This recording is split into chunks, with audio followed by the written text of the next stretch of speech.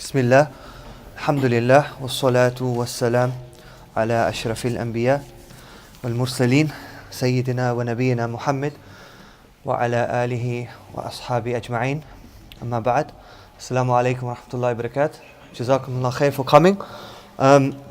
So alhamdulillah, our talk today is on jinn and black magic, or jinn and magic as we should call it. Barakallahu feek for all of you to attend this event. Brother Abu Nadir, he's come from somewhere away to deliver this talk to us. So please let's pay attention to what he's saying because it's of utmost importance. Inshallah, Brother Abu Nadir, alhamdulillah, he's been a Raqi, he's been in the field of Ruqya for some number of years, approximately 10 years and more. He's a student of Sheikh Khalid al-Habashi from Saudi. And inshallah he's going to talk to us about how we're going to protect ourselves and some signs of magic and jinn possession bi'idhnillahi al-kareem. Once we've done that, inshallah, we're going to take some questions from you guys, and that will strictly be done via text messages only. Text messages only. So if you have a pen and paper to hand, or you want to get your mobile phones out now, please take this number down: 07946 914 968. I'll say it again: 07946 914 968. I will repeat that when we start doing the Q&A session. Please keep your messages direct to the point. We don't want essays to have to read through. Short and sharp messages for the brother to answer. And also, inshallah, we're going to have a Taweez box within the masjid, upstairs in the sister section and also downstairs. So if anybody has one that they want to find out what's inside, or they're curious, or they have questions about, please just pop it into the box, and if we get time, inshallah, we'll try to open it in front of everybody to show you the correct method of how to open a Taweez, and to expose what is inside, inshallah. So without further ado, Brother Abu Nadir, if you'd like to. إن الحمد لله نحمده تعالى ونستغفره ونعوذ بالله من شرور أنفسنا ومن سيئات أعمالنا من يهده الله فلا مضل له ومن يضلل فلا هادي له وأشهد أن لا إله إلا الله وحده لا شريك له وأشهد أن محمدا عبده ورسوله. يقول الله سبحانه وتعالى في القرآن الكريم: واتبعوا ما تتلو الشياطين على ملك سليمان وما كفر سليمان ولكن الشياطين كفروا يعلمون الناس السحر. أعوذ بالله من الشيطان الرجيم. واتبعوا ما تتلو الشياطين على ملك سليمان وما كفر سليمان ولكن الشياطين كفروا يعلمون الناس السحر وما أنزل على الملكين ببابل هاروت وماروت وما يعلمان من أحد حتى يقولا إنما نحن فتنة فلا تكفر فيتعلمون منهما ما يفرقون به بين المرء وزوجه وما هم بضارين به من أحد إلا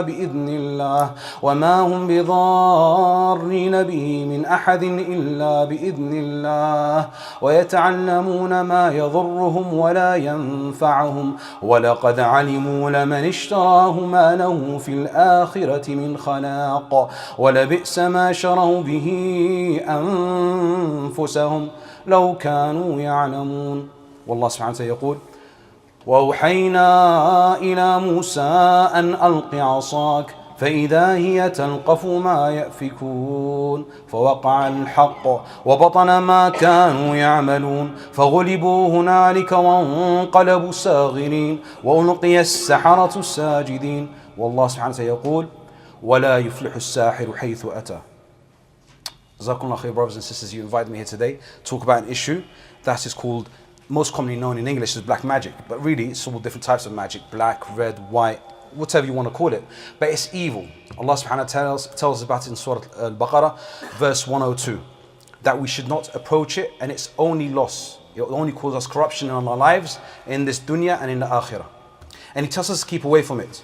And the story of Harut and Marut, and who are Harut and Marut? Are they angels? Are they men? Are they tribes from the jinn? And this is what the scholars spoke about. But the Rajih, the most strongest opinion, Ibn Kathir quoted, that Ali radiallahu anhu mentioned that they were angels that came to warn people from magic. They came to warn people to stay away from magic. Why? It's because at that time of Babil, in the place of Babil, there were men that came and showed magic to people. And they were saying they were prophets by practicing magic and showing things that were not normal to human beings. So Allah Azza wa Jalla sent down angels to show them that this is magic and it separates people from husband and their wife. So that's the story of Harut and Marut, and that is what the confusing part of that surah, that ayah, that who were they? Were they angels? Were they men? Or were they tribe from the jinn? But they were angels, as the scholars said. Sulaiman, alayhi salatu salam, the Jews claimed that he was a magician. But he wasn't a magician, that's why the verse came down, as the scholar said, that he had a kingdom that Allah bestowed on him when Allah said, he says in the Quran, رَبِّ اغْفِرْ لِي وَهَبْ لِي مُلْكًا لَا يَنْبَغِي لِأَحَدٍ مِنْ بَعْدِي. Oh Allah, forgive me and bestow on me a kingdom that no one else will have after me. So Allah Azza wa Jalla gave a miracle to Sulaiman alayhi salatu wasalam. Same as Musa, he was claimed to be, or they claimed that he was a magician. And Fir'aun said to his people, bring me every knowledgeable magician so they can have a competition with Musa. But when they came together to have this duel, this battle, what happened? They threw their sticks and their ropes, and to everyone got bewitched. Everyone got affected by this sihr, even Musa alayhi salatu wassalam. But when Allah subhanahu wa ta'ala told him, throw your staff down, and it turned into a snake, and it ate all the other snakes, what happened? The magicians prostrated to Allah in submission, and they believed in Allah and surrendered themselves to Allah. Why? Because they had knowledge of magic. They were the most knowledgeable of magic at that time. And that magic was a powerful magic, because it affected everyone, and even Musa alayhi salatu wasalam. So what happened next? Basically they got killed by Fir'aun, but they were believers by Allah. They believed in Allah and His Prophet Musa and Harun.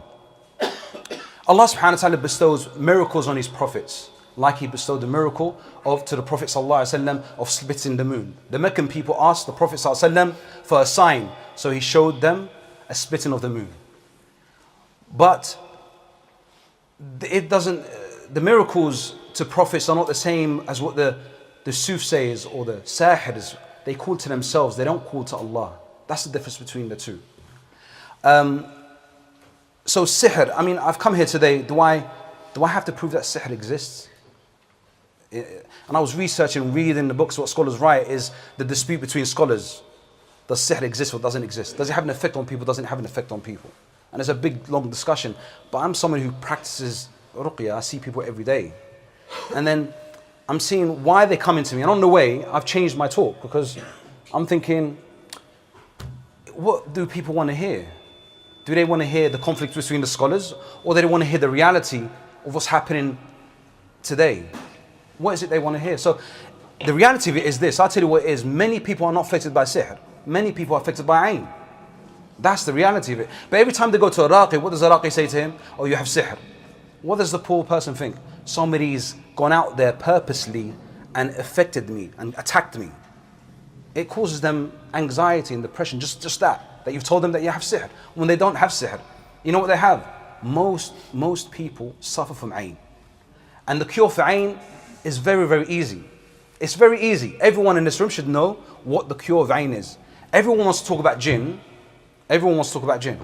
Okay? Actually, the topic now is gone. I'm not talking about all my notes now. I'm not using my notes. Everyone wants to talk about jinn and sihr. Now, the brother, when he phoned me and he said to me, can you please come and talk about jinn and sihr? I said to him, Akhi, please. Why do people want to talk about jinn and why do people want to talk about sihr? You want to talk about sihr? The Prophet ﷺ was bewitched. He was bewitched. For 6 months he was affected. He didn't know he was affected by sihr. For 6 months. Can you believe that? I was amazed when I heard that. That for 6 months the Prophet ﷺ was affected by sihr, and in that period of time he used to seek hijama to get rid or relief from the effect of sihr. And it was a sihr to kill him. But it didn't affect the message. It didn't affect the message at all. What it affected was that he thought he spent time with his wives when he didn't. Until Aisha radiallahu anha said to him, Ya Rasulullah, do you not have any interest in us? And then the Prophet ﷺ made dua to Allah subhanahu wa ta'ala. Now remember this hadith now, take note of this hadith, because the cure for sihr is in this hadith. The cure for sihr is in this hadith. By idhnillah, watch this. He said he made dua after dua. And then Allah subhanahu wa ta'ala showed him a sign. And what I mean dua after dua, he made the dua for a long period of time. So, in that time when the Prophet would make dua, he went to sleep or he laid down, he saw two angels come to him in the form of men. And it said it was Mikael and Jibreel. And one of them would ask, what is wrong with your friend? And he would say, they said matboob. And matboob comes from the word tib. So the Arabs, they have a tendency not to say he's sick, he's afflicted, he's bewitched. No, they say something that is positive. So he said matboob. Man tabbahu. Who afflicted him? Lubayd bin Asam. Lubayd bin Asam was a man from a Jewish tribe who practiced sihr and had knowledge of sihr, but he didn't have jinn. Okay, he didn't have any communication with the jinn. That's what the scholars say. The Prophet ﷺ was afflicted by sihr from the other Jews tribes. They tried to do sihr to him, but it didn't affect him. So these Jews went to Lubayd bin Asam and said to him, can you do sihr to the Prophet ﷺ? And they paid him 3 dinars. So he practiced the sihr. And he said, Lubayd bin Asam, the angel said, and how did he do it? The angel Jibreel alayhi salam replied, a comb with his hair and a male date palm thrown in a well. So the Prophet when he woke up, he ordered in one narration Ali and Talha to bring the sihr. So they bring the sihr. And this is, they say, the reason for Falaq wal Nas, why it came down, is because of this incident. This is one of the sayings of the scholars. They say this. When the sihr was brought to the Prophet ﷺ, it said it had 11 knots. And if you read Al-Falaq wal Nas, it has 11 ayats and it had 11 knots. Every time he read a verse, he unknotted a knot. Okay? So, the Prophet ﷺ, it is in Sahih Bukhari, he was affected by sihr. So there's no need for me to prove that sihr exists and it has an effect on people and it affects on their body and their mind and their social life.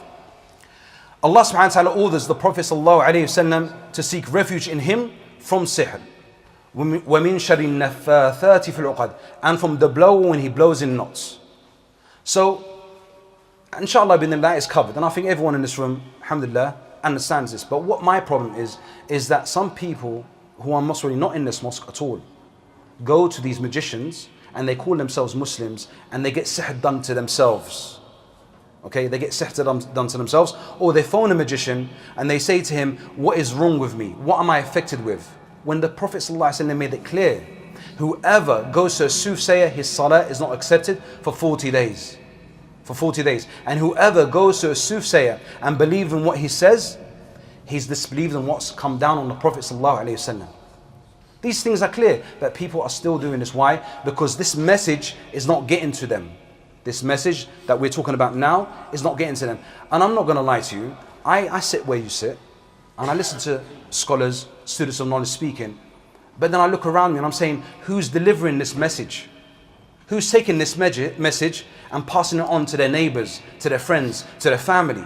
Are we really passing on that message? This is just amongst us as Muslims. Are we doing it even to the other Muslims? We're not in a Muslim country. Are we doing it to everyone else? This is the sad thing. This is what's in my heart. Is to say, are we passing on this message?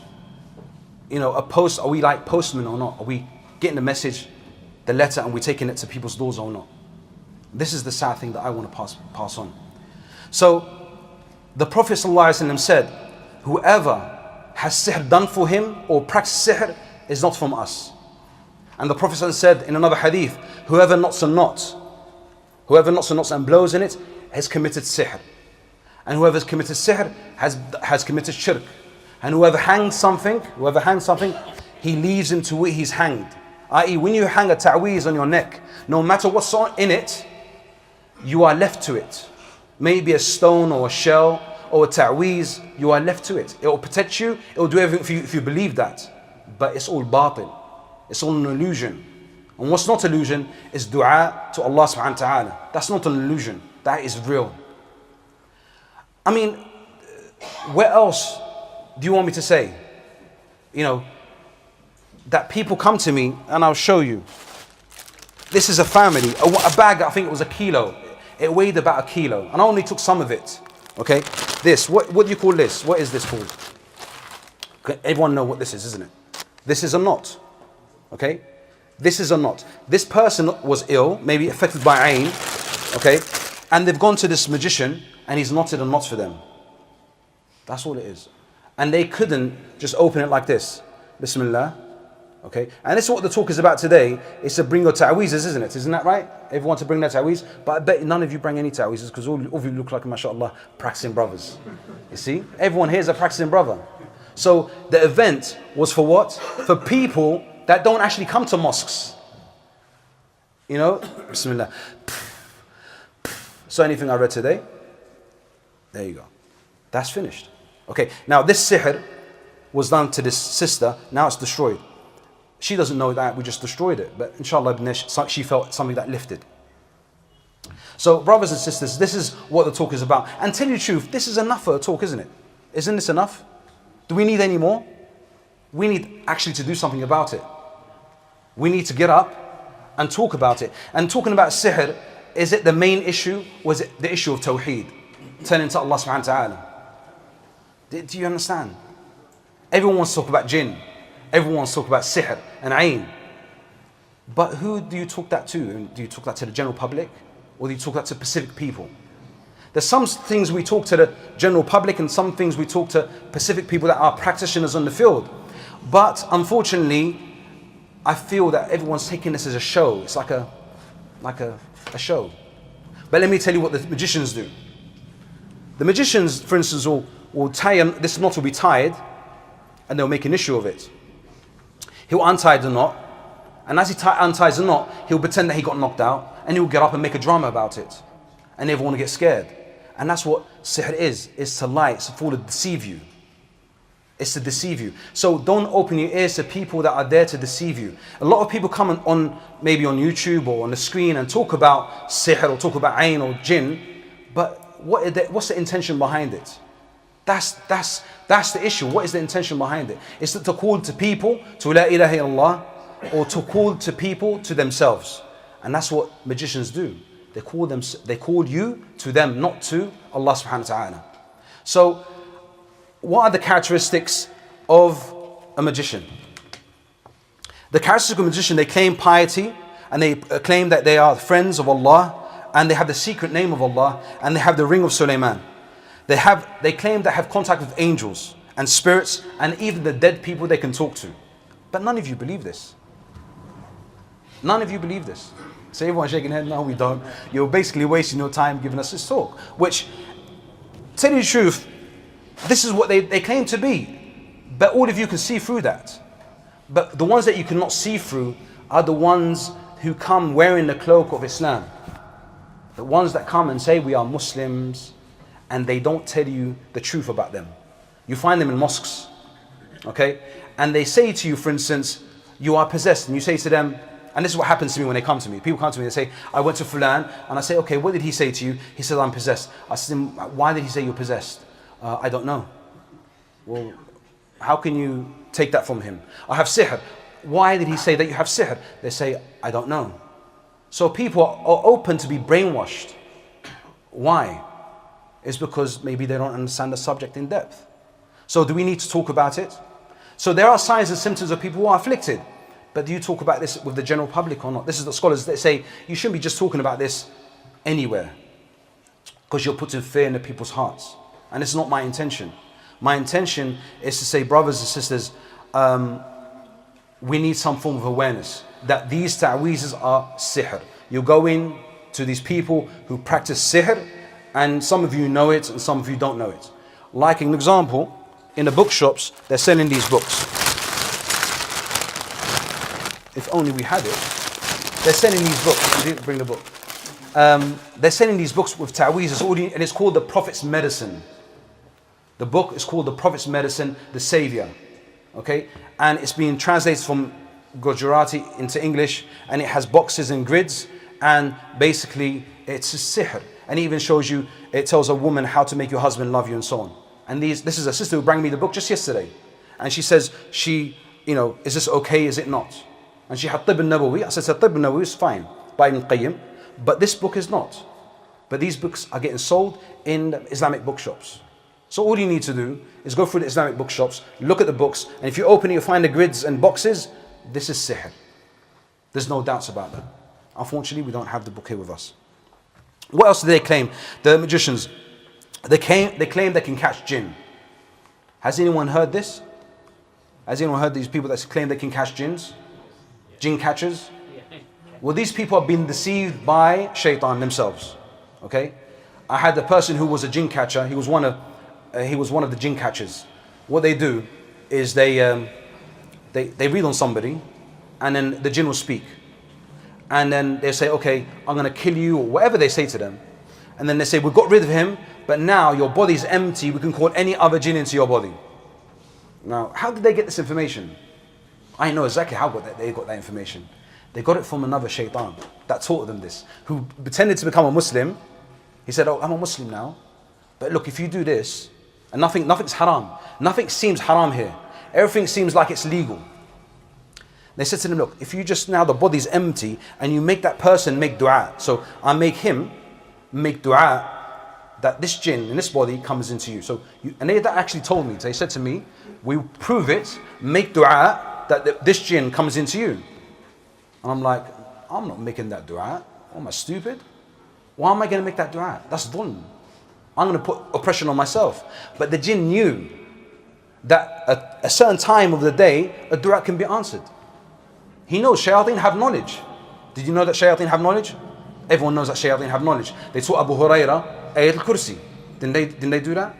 So these jinns, basically what they've done, they've whispered in these brothers, who have been misled, and thinking they can catch a jinn. They can't catch a jinn. This is another branch of bewitchment and lying to people. So they claim they can catch jinn. What do they look like? They can come from all walks of life. They can come from different races and religions. They can be young or old. Doesn't matter how old they are. They can be female or male. They can wear any clothing. So they can wear black, white, any clothing. Each magician, for some reason or another, wears a certain type of clothing. Sometimes they wear a special ring or a scarf just to show allegiance to a certain tribe of the jinn. Some of them, not all of them. But anyway, you can find them anywhere. You can find them in shopping malls. You can find them in mosques, in synagogues, in churches, from anywhere. What do they ask you for? They ask you for your name and your mother's name. Who knows all of this? Everyone knows this, yes? Everyone here knows they ask you for your name and your mother's name. Like I said, all of you have this knowledge. But unfortunately, this knowledge is not getting passed on to your neighbors, to your friends, and to some other people. Now, I'm going to give you a story. This story actually is very important. And he's a brother who prays with us in the masjid. And if he sees my video, at least now he can take action, because he can take the advice. When I was invited to his house to see his mother, who was suffering from ayn, and it's not no problem. Ayn, you do your ruqyah, you do the medicine and the program, and inshallah you go away. And so what happened was, as I was doing ruqyah to his mum, the signs were clear, the ayn was clear, but he said to me, I've got my son who can help you. I said, okay, how? He says to me, yes, I'll call him down. But I knew what he meant. Basically saying to me that his son's got a jinn inside of him, and his jinn can help me. Because I know this, but I just went along with him. So he rang his son down, and he said to me, he's here. So I started reading verses of punishment. Now the jinn claims to be a Muslim. Okay, he claims to be a jinn Muslim. So I started reading verses of punishment. The boy's face started to get tense, and I said to him, you didn't like that, did you? He said to me, no, I didn't like that. He was only 10 years old. The boy was only 10 years old. And how did he learn this? It was another so-called Maulana who came to visit the house to do ruqyah on his father, and then said to him, look, your son has got something special, we use him. But it wasn't using him in anything good. It was only evil. And his son now is still afflicted, and he's not doing nothing about it. I tried to advise his son. I said to him, the father, I said to him, this is wrong. This shouldn't be done. But he didn't want to take my advice. He didn't ever call me back again. But this is what's happening in our community. And wallahi, after Fajr, he sits right next to the wall and he makes dhikr till sunrise. But he doesn't understand. He's been taught something wrong. And he thinks it's okay. And his son now can grow up to be a magician, because he's possessed by a shaitan. This is something that needs to be addressed. But people don't talk about it.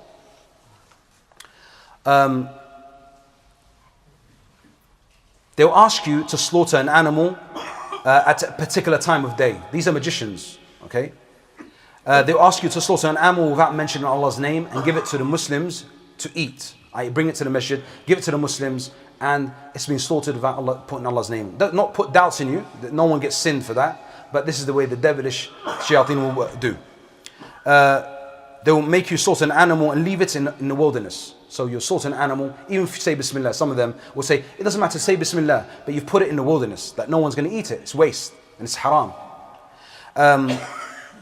He could also ask you for blood to smear on the person's body, ask you for certain expensive bukhur to light up in a certain time of the day. They can ask you to light up candles of certain colors like red, green, and all different colors. They'll tell you to stay away from people for a certain amount of time in the dark, or not talk to people for a certain period of time. What they may give you, they might give you a Taweez, and everyone knows what a Taweez is. And they might give you a knife, a padlock, a ring, a necklace, and inside of it will be engraved certain symbols and numbers. And these are sihr. But unfortunately, Muslims are still doing this, and they come to us with these things until they feel the negative effects, and they come running saying, oh, we went to somebody who was wrong. Like an example, a brother came to me just 3 days ago. He said to me, oh, I wasn't practicing, I was weak in my iman, so I went to this man, an African man, and he said that he can get me a spouse. So he paid him sums of money, and then afterwards he felt like he had to go back to him each time, and every time he went back to him he felt good, but he didn't get the wife. So he thought, no, this is not a good deal. So he tried to keep away from him, but he felt like something drawing him to this man. So he came to see me. But what was wrong here? What was wrong? He's actually looking to get affected. He's looking to get possessed. And people do get possessed when they go to these people. They do get possessed. As soon as you walk in their door or they hug you, you get possessed. Because why? Because your iman is not there no more. As we know, iman, for a Muslim, when he commits a sin, what happens to his iman? It lifts up like the iman is not there. Until he comes back to his senses, then the iman comes back when he repents. But that's the reason why these people get possessed when they go to these places. How does one become a magician? Now, when you visit these people, like these jinn catchers, okay? These jinn catchers got, trapped into this. So when you visit these magicians and faith healers, fake raqis, and psychics and hypnosis, they'll ask you to start worshipping Allah or to become more spiritual. And they'll say to you that you have a special gift and you have a strong energy. And they might give you a ta'weez to put underneath your pillow, and this is a true story. Okay? But I'm going along what's written in the books as well, and this has actually happened. A brother from Yemen went to Yemen, and this actually happened to him, and this is something that is documented in books. So he'll give you a ta'weez to put underneath your pillow, and then what will happen? A jinn will come to you in your dream, and he'll give you a jewel, and then from there you'll start wanting to sin while you're praying. It's very important that you start praying, or you are spiritually connected. So if you're not a Muslim, they'll ask you to go to church, or if you're not religious, they will tell you to do meditation. It's something that is spiritual. So the brother, the same thing happened to him. His uncle said to him, start praying. And he got approached by this jinn, and this jinn actually gave him this jewel. What happened to the brother? He started to grow his nails. He didn't even know he's growing his nails till I said to him, look, your nails. He started to wear all black. He didn't even notice that he's wearing all black. What else happened to you? Your nightmare will start from there. Your nightmare will start. You will start thinking of sins of like adultery and incest and pedophilia. These are the kind of things that will give you waswas. For you to commit sin and feel sad and upset that Allah does not love you, and then they'll take you. They'll make you desperate. And then once they get you in that state, then they'll make you call upon them and seek refuge in them, because they're the ones that are going to protect you now. You belong to them.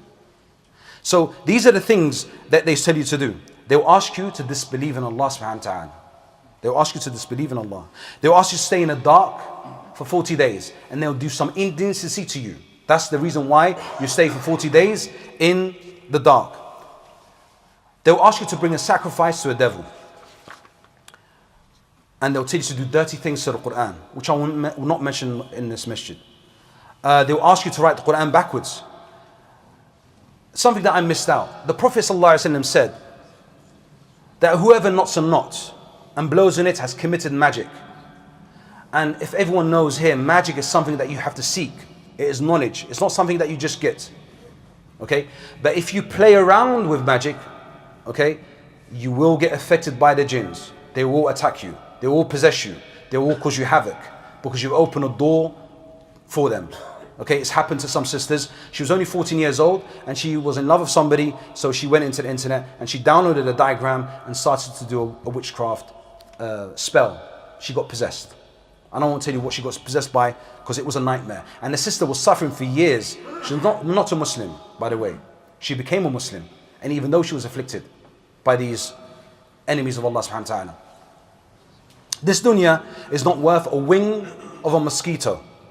This is a hadith. The majority of this ummah will die between the age of 60 and 70. Whoever practices sihr, and this is the message to the Sahara, male and female, that you've sold your eternity, paradise, you've sold it for nothing, for misery in this life. A sahir will never be successful. The sahir will never be successful. وَلَا يُفْلِحُ السَّاحِرُ حَيْثُ أَتَى. This is our belief, okay? And they live in suffering. They live in torment. These jinns control them. They don't control jinn. By the way, jinns don't have the knowledge of the unseen. These people that go to these sahirs, they want to know certain things that are hidden from their sight. I.e., am I possessed? Who stole my thing? Who made me hate my husband? And so they don't know the knowledge of the ghaib. And once you go to these magicians, they will make you work for them. If something works for you from these magicians, God forbid, you go to a magician, for instance, and you want this woman to marry you or love you or something of the sort, and then she does, what's going to happen? You're going to start calling people to that magician. And you calling people to that magician, you're going to get sin after sin for the sins that he's committing. It's same as those who call to good, you get the reward for everyone that comes to that good. So these magicians are nothing but a cancer to society. It is a serious matter, these magicians. It's not something that it's not in our community. It is, they do exist. But we just don't see them. And that's why it's sihr. It's something that is hidden. That's the literal meaning of sihr. It's something that's hidden. It comes from the root word of sahara. And which the word comes, suhoor, is when we eat before we break our fast, or to start fasting, suhoor. It's the end of the night and it's the most darkest part of the night, before Fajr. So that's why it's called sihr. It's called sihr because it's hidden. That's why we don't see magicians just walking around doing magic. They do it hidden. But they're everywhere. They're on the internet, they're advertising on newspapers, and so on. There is a man that walks up and down the UK, and he's a Sikh man, and he approaches sisters, and I don't know if he approaches kuffar or not, but he approaches sisters, okay? And he approaches them, he touches them, he says to them, I know your problem. Now this sister, she's only 17 years old. He approached her and she was engaged with a fiance and she got broke up with her fiance and she was going to college, and this man who was a Sikh approached her and said to her, I know your problem, I can help you. And he put a piece of paper in her hand. And that's it. He locked her hand and he walked away and she broke down crying. This is her story. So she went home. About 3 days later, she ended up phoning him. But to me, I was like, how did he know she had a problem? It's because she was possessed. And his jinns obviously saw her jinns. Okay? And that's how they work. And the jinns, they work for this magician to show him that you can have anyone you want. So she phoned him, and he convinced her that she has to pay him £500 and rent a hotel. So she stole her mother's gold, okay, sold it. She tells me the story. And then she rented a hotel. And he indecently assaulted her with her own will to get her boyfriend back. This is what's happening. She was only 17 years old. Okay, and she was possessed. Another sister story is that her mother and her father was about to split. They were going to divorce. But her cousins and her family said they know somebody who's good at his job, sihr. So she went to him. She was again another 17-year-old. And this sister's story, wallahi, is sad. And the way she's afflicted is really bad.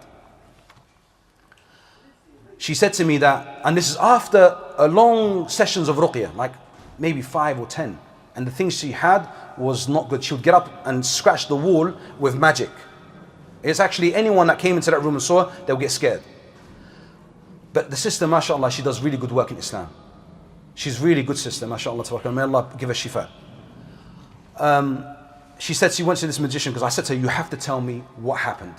You have to tell me. So she said she went to this magician, he made her drink alcohol. And then he indecently assaulted her, and that's when she got possessed by these jinns. So this is what's happening in London, let alone in the other countries.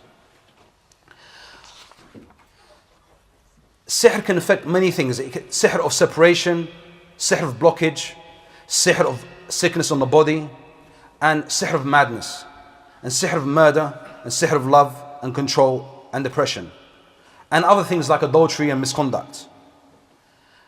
I mean,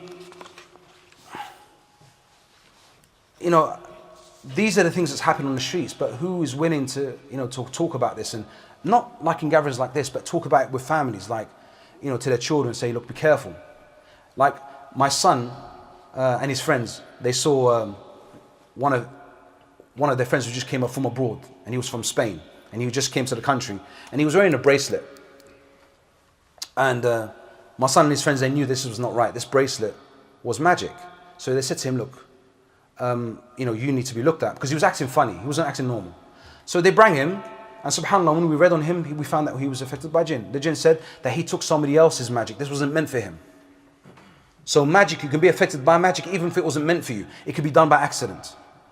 But I want everyone to kind of remember from this talk, most people are not affected by magic. Most people are affected by ayn. Now I mentioned the hadith of the Prophet ﷺ about his affliction of sihr and how he was affected for 6 months. Can anyone tell me how to get rid of sihr from that hadith? Anyone?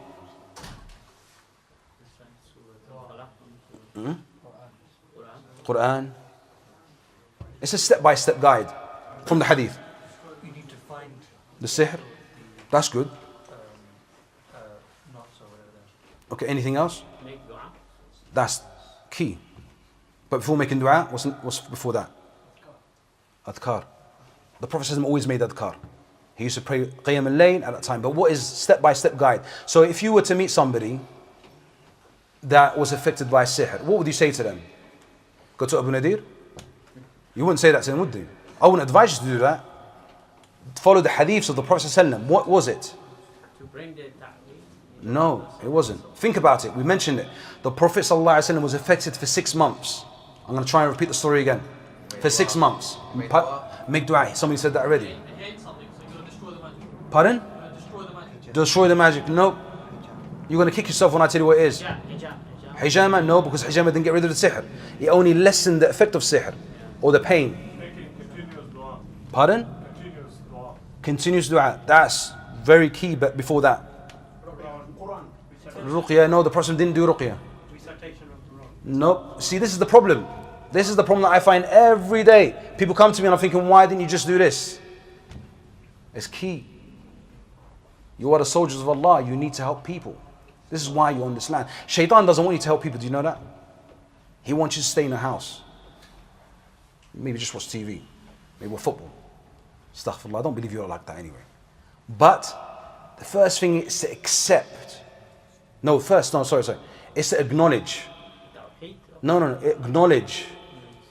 The person didn't know he was affected by sihr. He was the Prophet sallallahu alaihi wasallam. Self-acknowledgement. Pardon? Self-acknowledgement. First is to acknowledge. You can't. People who are affected by sihr don't know they're affected. So it's usually the people, the family will say, look, brother, something's wrong. You need to sort something out. You might have an anger issue.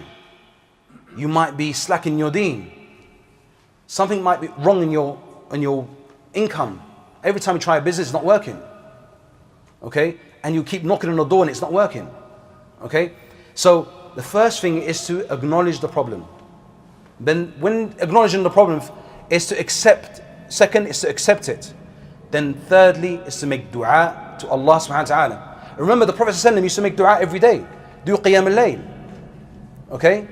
But, so the steps of getting rid of sihr is what? Is to acknowledge the problem, accept it, then make dua. Only make dua is you are certain that Allah subhanahu wa ta'ala will answer your dua. You have to be certain. How can you acknowledge the problem if you don't know you're affected? Your family would know that you're affected. So if you're not affected, you're not affected.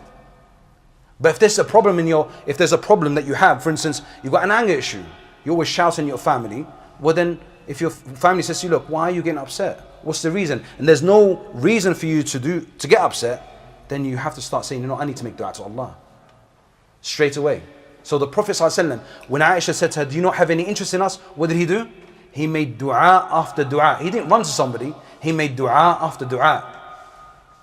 So when he made dua after dua, what did Allah Azza wa Jal do? He showed them where the sihr was. So he went and got the Sahaba to destroy the sihr, and that was the end of the story. The sihr was, why? It's the first principal steps.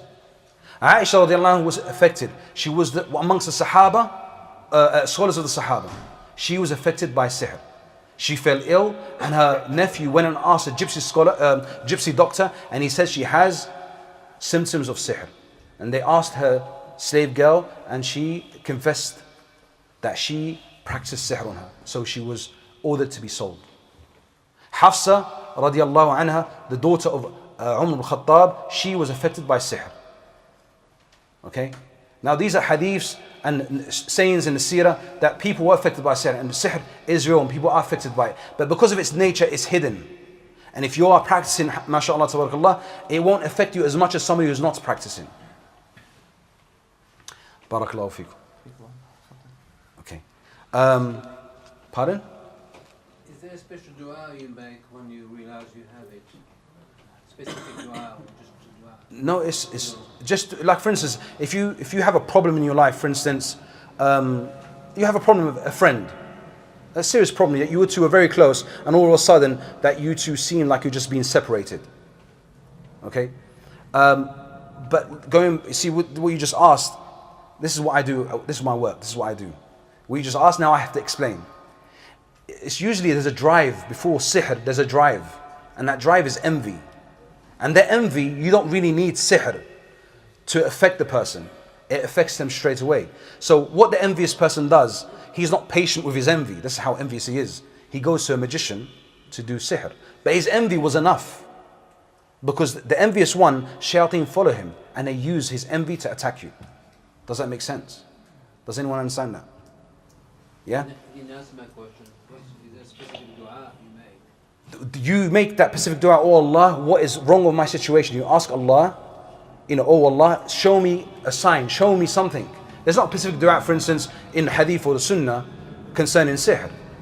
There's ruqya that you read, Surah Al-Baqarah, for instance. Okay, that came, that the batala, that the magicians cannot fight with it, cannot come close to it. Barakallahu fiqh. Sorry, brother. Just to, can we give the brother the time to finish his lecture, and inshallah we'll take all the questions from it, because otherwise he may sort of forget a few points which may be important to us, inshallah. We'll leave him and we'll be taking, inshallah, the questions straight afterwards, inshallah. Okay, barakallahu fiqh. Okay, so, no, it's okay. This is what I actually do. I do workshops. I don't do talks like I'm a scholar, because I'm only Iraqi. Just that to be clear. Okay, I'm all the same as everyone. So, what are the signs and symptoms? Now, the signs and symptoms of sihr are different to the signs and symptoms of ayn and jinn possession, but they're very similar. I'm not going to tell you them what sihr is. I'm going to talk about them generally.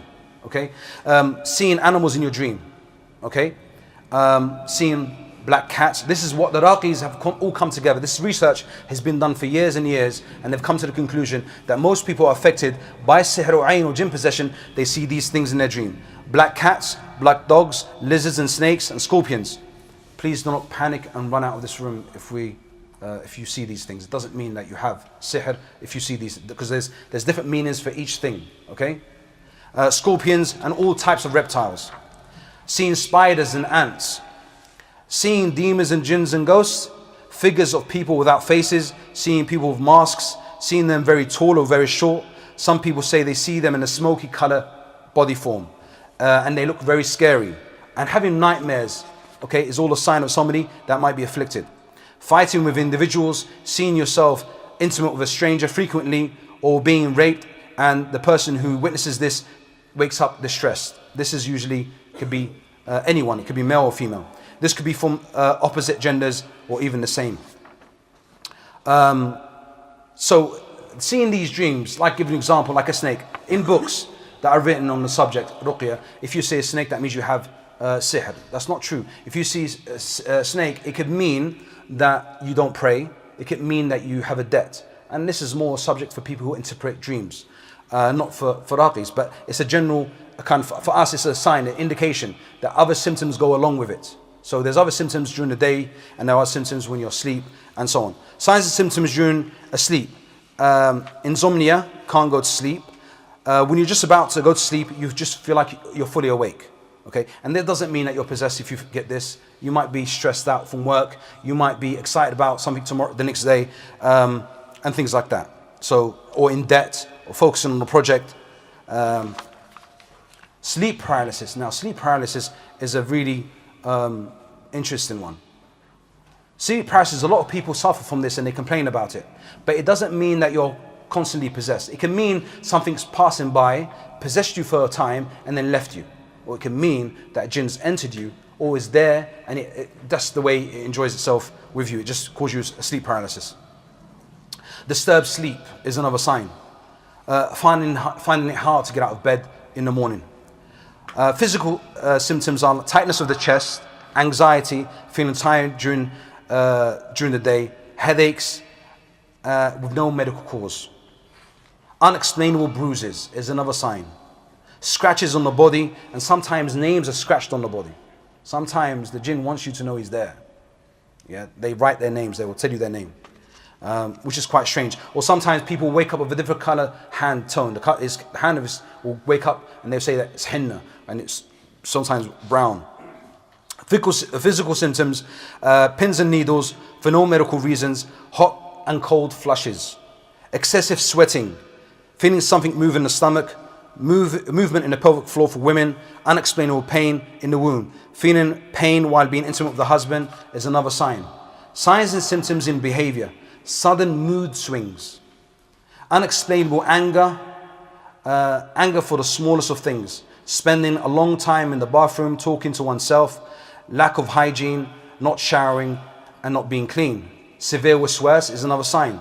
Negative thoughts, suicidal thoughts, desire of being alone. These are all signs, and the signs go on and on and on. But these signs are not to put fear in you. Everyone can go through these signs and they could just go away. If somebody was just to pray 5 times a day in the mosque, make his dua, adhkar al-sabah, read a portion of the Quran, and inshallah, these things will go away. If they don't go away and they become more severe, then that person needs to seek some more attention, advice from somebody else that has an insight, understanding of this. So, signs and symptoms in worldly affairs. Extreme difficulty in education or getting a job or marriage or having children. Unexplainable constant failure. Always, you try to do something, you're always failing. But this could be a test from Allah subhanahu wa ta'ala. It doesn't mean go and run to a soothsayer and ask him what's wrong with me. That's what people are doing. Okay, and that's why we're talking about it here today. These are signs and symptoms not for you to run to a soothsayer. These are signs and symptoms for you to repent to Allah subhanahu wa ta'ala. These are signs and symptoms so you can call upon Allah subhanahu wa ta'ala. Signs and symptoms that you must fear Allah subhanahu wa ta'ala, because it's a test. So how to protect yourself? So we mentioned Ayat al-Kursi throughout the whole day. Reading Ayat al-Kursi, Falaq wa Nas is protection for you from all elements, sihr, ayn and jinn possession. If you were to read Falaq wa Nas, you'll find it's a lot of protection in it. Ayat al-Kursi, last verse of Surah Al-Baqarah. These are very powerful ayats that you can use for yourself, and this is what the Prophet came and teach us. If we were just to follow what the Prophet taught us, we would be, alhamdulillah, in a better way. Now, the Prophet and the Sahaba were the best people that walked on this earth, but they still got affected. And they still were doing the afkar and they were still reading the Quran, but the effect wasn't so bad. Most people,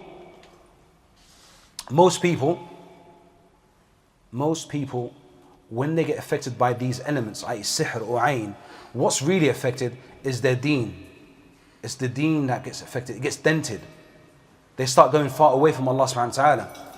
And that is the problem. This is the problem why we're here. They're looking for something else. The shaitan that's in them is actually telling them to go to a soothsayer. So instead of going to a soothsayer, know the wisdom behind you getting afflicted. You might have sihr or ayn or jinn possession, but what is the wisdom behind it? The wisdom behind it is so you can turn to Allah and surrender yourself to Allah and call upon Allah subhanahu wa ta'ala. Barakallahu feekum. And I hope that I covered nearly everything, I hope. That's what I hope. Okay. You know, we were expecting we're going to have young enthusiastic brothers that want to go run around breaking ta'weezes. So this is why we bring some ta'weez to show. This is from one family. Okay, and they done it to themselves. It's not like somebody done it to them. Most people think that sihr is done to them by somebody, but they done it to themselves. This is from the same family. Same family. Okay, I'm going to show you. I don't want to show you anything scary. I just want to show you something that will make sense. Okay, so these are the things they give them to wear. Okay, now if you want to cut that, open it and show them what's inside. Is there anything specific that should be inside? If you should done your adhkar sabah al-masa.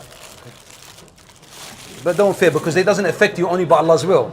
Do not be scared. Scissors. Now I was told not to relate any stories of breaking ta'weezes and what happens at a time of breaking ta'weezes, not to make people scared. So I'm not going to tell you what happens. So these are the things that people sometimes wear. We might think there's nothing wrong with wearing this. Okay, I'm bringing you something that will not scare anyone. There's no sihr on this. Can you see everyone? No sihr done on this. But it's got Allah's name on there. It's got Kaaba on there, and it's got Allah's name again in all different writings. But what's wrong with wearing this? We mentioned the hadith. Because it's black. Pardon? It's black color and you get You trust yourself. in the item itself. Yes, that's the reason. That's the danger. That your trust now is left on this. So when they came to see me, they just drop it, say, no, I'm not going to trust this no more. They left it. So I'm thinking, okay, I'll bring it. This is harmless, really, doesn't it? It's nothing wrong with this. Harmless, only got Allah's name in there. But this is something that's interesting. This is a sister who was possessed by... Because what they do, the jinns actually make you wear these things. And they make you buy these things like this.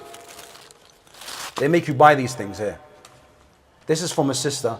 I called it the evil within. She dropped it in a marketplace, and I don't know if this is true or not. This is from what she said, okay? And I can't verify it. She dropped this, and she found it at home. She found it back at home. She dropped it in the market, then she went home, she found it again. Okay? A really evil, nasty jinn. And how did she get possessed by that jinn?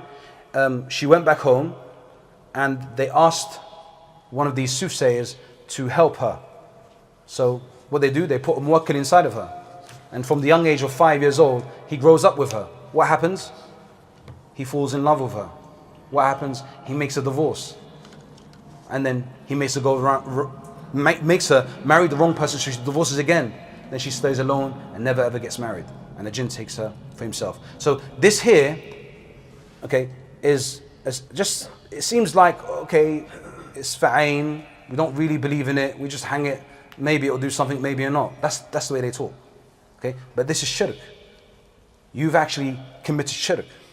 And you've asked jinns to possess you. Is there any specific way why this is? Have a guess. There's no science to it. I'm not, you know. No, why it's like this? Oh no, I don't know. This is fascinating. Like it's fascinating. Like it's just exactly how you just. That's normal, natural. What you just said. Yeah. They want to make it fascinating.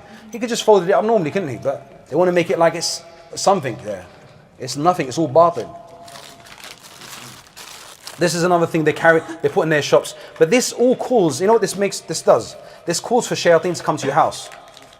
Seems like there's nothing there, isn't it? But the jinns, this is what they want you to have in your house for them to enter. Remember the Prophet ﷺ, when he had a curtain and he had pictures on, the angel Jibreel ﷺ did not come, did he? For a month. Okay? The reason why is because they had pictures. In another narration, there was a puppy that was dead underneath the bed of the Prophet ﷺ. Can you just explain? Okay, so brothers, mashallah, who... Who are? Brothers and sisters, very quickly, the number we gave out earlier for the questions, it was actually incorrect. My apologies. If you'd like to take the note of the number again, it's 07469 147 967. So all questions to that number, please. 07469 147 967. Barakallahu fi.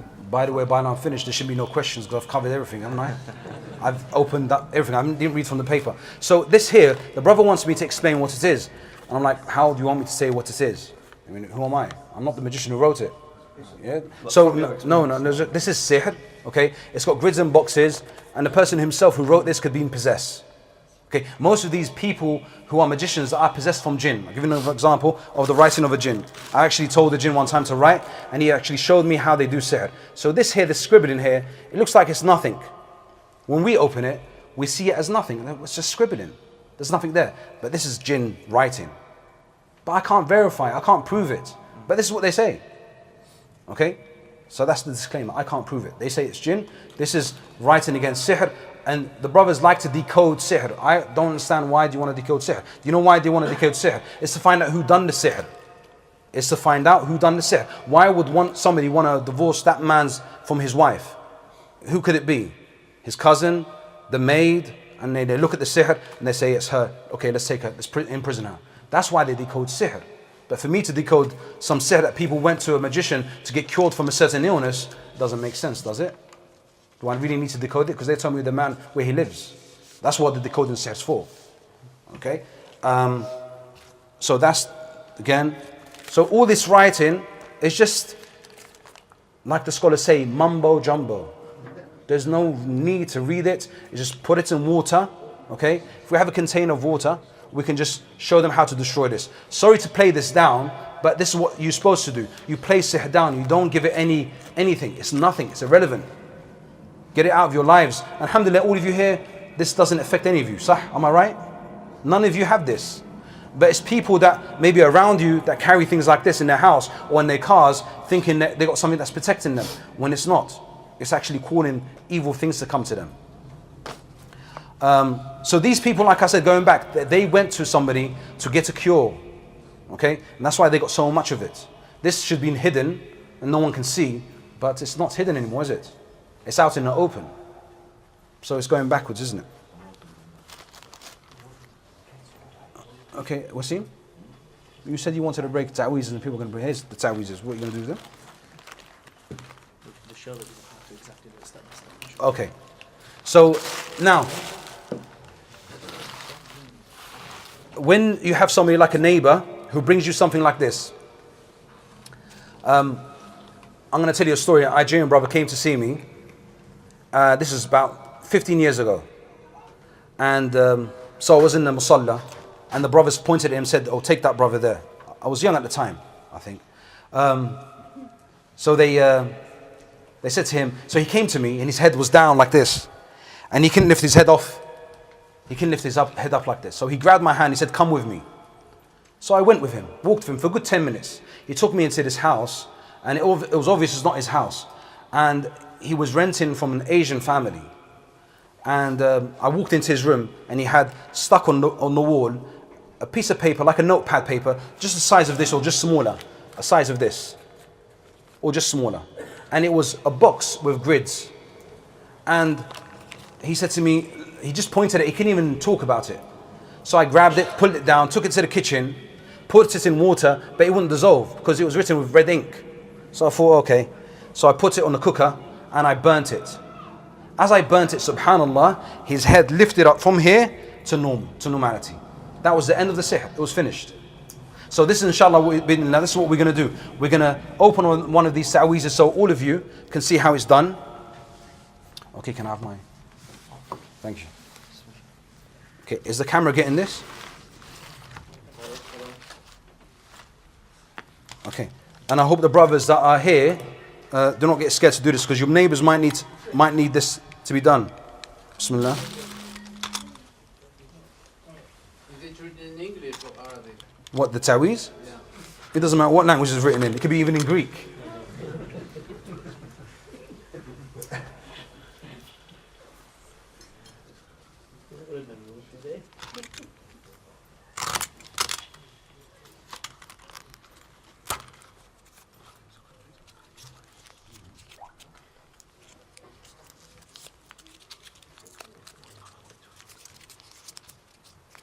And just while you're doing that, Akhi, someone just asked a very relevant question. That if this is mumbo jumbo, as you say, why do we need to place this into the water? What's the purpose? Okay, it's putting it good into the question. water? Now, this is what the jinn say. Okay, they are attached to the ta'weez. Can I prove that? I can't prove that, can I? So what is it?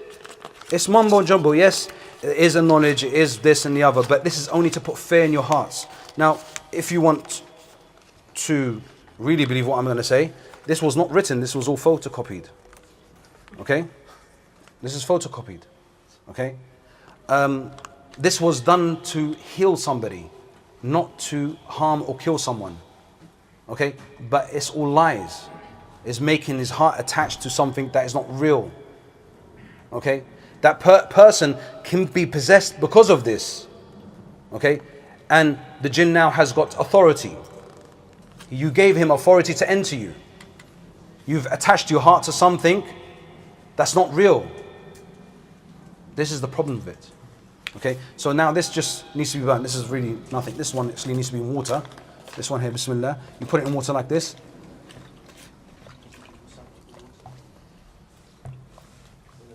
Pardon? Do you have to recite on the water? Okay, so do you need to recite in the water? Do you not need to recite in the water? The most important thing is to actually destroy this, okay, in any way or form. Why you're reciting it so you don't get affected, okay? So to be on the safe side is to read falaq on this. Why am I saying that? Is the knots when they're knotted, once it's unknotted, once the unknot is knotted, this is basically the science of breaking the sihr, this is the knot. And if you want to break the knot and it's finished, all you need to do is unknot it. And in a narration that Prophet ﷺ, he read every time he knotted an unknot, he blew in it with one verse. قُلْ أَعُوذُ بِرَبِّ الْفَلَقِ, and that was finished. Now the scholars say it's to blow in the water, it's safe. As anything that I read today, and any of you who read today, Adhkar al-Sabah al-Masa, or he prayed, he was reading the Quran, so it's still in you. The recitation or during that day is you just need to blow in the water. And that's it. That is, the water now has ruqya in it. And any one of you can do this, not just me.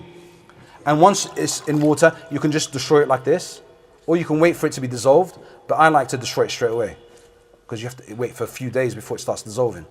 The paper might dissolve and the ink doesn't dissolve yet. So once that's done, to me, I believe it's like you unknotted the knot. It's not attached anymore. The grids are not there, and that's destroyed. Okay, that's the ta'weez is done. It's broken.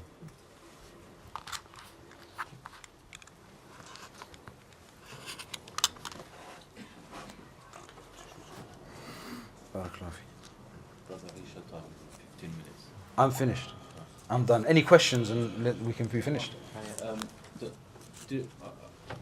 I'll give it back to the brothers here and sisters as well upstairs. Do you want us to go through the question and answers before?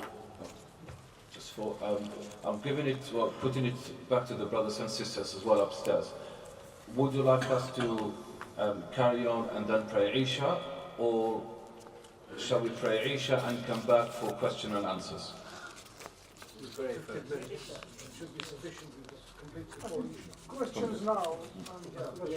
You've got good 10 to 12 So minutes. we'll take a few questions before the adhan, inshallah, and one between, and then if there are any other burning questions, inshallah, we'll ask people to come back after Isha, inshallah.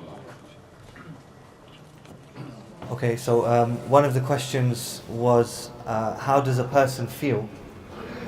What does a person feel when affected by sihr or ain? When a person is affected by sihr or ain, like I said to the brother earlier, it depends on the person. Not everyone is the same. Everyone's signs and symptoms is different. It's okay to pick up a book and read it, and read the signs and symptoms like I just mentioned, but not everyone's the same. Okay, you might have a strong character that, for instance, your relationship with your wife might be strong, so it won't affect your marriage, but it'll affect another relationship, like at work. that it was intended for your marriage. So you start fighting with your boss. Do you understand? So if your marriage was a strong relationship or your wife was very patient, it wouldn't really affect the sihr. It would affect somebody else that you relate with. Does that make sense? Have I just confused everyone? So everyone's different. The signs and symptoms that you read in the book is not it's not clear. So I hope I answered that question. Somebody's messaged about something called Nuri Ilm, and I don't know if you've come across this word. Okay, Nur al-Ilm, this is what they do. This is a ring, okay, and it's got Khatam Sulaiman on this. Khatam Sulaiman, it's a charm of they claim it's Sulaiman's, what he used to have in his ring. And this is what they do. This is things they practice in places like all over the world, to tell you the truth. But it's funny how the ring is on the outside, the engraving is on the outside, not in the inside. Usually somebody will give you a ring and the sihr will be from the inside and it'll be hidden. Once you put that ring in, you'll get possessed by a demon. Okay? But this person, he can have intimacy with his wife, so his wife took him to this man and gave him this ring. And he still can't be intimate with his wife. Not surprisingly. Okay? So this one needs to be grinded down and worn off. Okay, but the effect of this is when the person's wearing it. Okay. Nur al-Ilm, yes, Nur al-Ilm. Nur al-Ilm is basically knowledge of the shayateen. They tell them that we have knowledge that no one else has, and we'll teach you secrets of Allah Azza wa Jal, like Khatam Sulaiman, like I just showed you here. So this is what they call ilm. This here, this way it goes back down to, okay? And they'll tell you to stay in the cave for a certain period of time. And then you have somebody that come to you. So it's the same as any other type of magic or... Okay. Somebody's asked how to treat evil eye. Inshallah, they've already got that answer. What's the answer for evil eye? Okay, the evil eye, I didn't mention the cure for evil eye. Good question. Like I said, most people are affected by the evil eye and they don't know the cure. So what happens is they think somebody's done magic to them. The cure for the evil eye is straight away is to know who gave you the evil eye. If you know who gave you the evil eye, you can either ask them for their water, the wudu, and you can wash from that, and that will get rid of the evil eye straight away. But most people won't give you their water, would they? So what you need to do is, like Sheikh Rahmatullahi alayhi Uthaymin said, if they eat from a date, for instance, and you eat from the bone of the date, the seed, if they eat it and they put it in their saliva, there's DNA, you take that and you put it in water and you wash from it till the affliction goes away. And how do you know somebody gave you the evil eye? They will say something of amazement like, wow, what a beautiful car you have. Oh wow, what a nice dress you have. Oh wow, how do you do your hair? That wow is the evil eye. Straight away when somebody says wow, or any other term in slang, that you just now got the evil eye, depending on how strong his evil eye is. And it's not evil eye, that's another misinterpretation. It's called the admiring eye. The evil eye is from the jinn, or somebody who hates you. Followed by mashallah, it's alright. MashaAllah, tabarakallah. Yeah. Okay, next question, inshallah. Can jinns have a direct effect on mental illness? Obviously, it is a big topic, but if you could just... They are specialists. Jinns are specialists. Paranoia, depression, are these all related to jinn possession? They are specialists in this field. Okay. They are specialists, and this is wallahi, this is what they're good at. Okay, if they can run through your veins, they're good at this. And this is where we find the problem. The strongest type of afflictions is this, when they go to mental hospitals and when psychiatrists and doctors can't help them, they can't explain why they're going through what they're going through, and we can't. And it takes years. And even sometimes when people come to me, I don't believe they're affected by jinn, but they are. Sheikh, I see that we are inundated with questions, mashallah, and I'm sure there are some burning questions within this ones.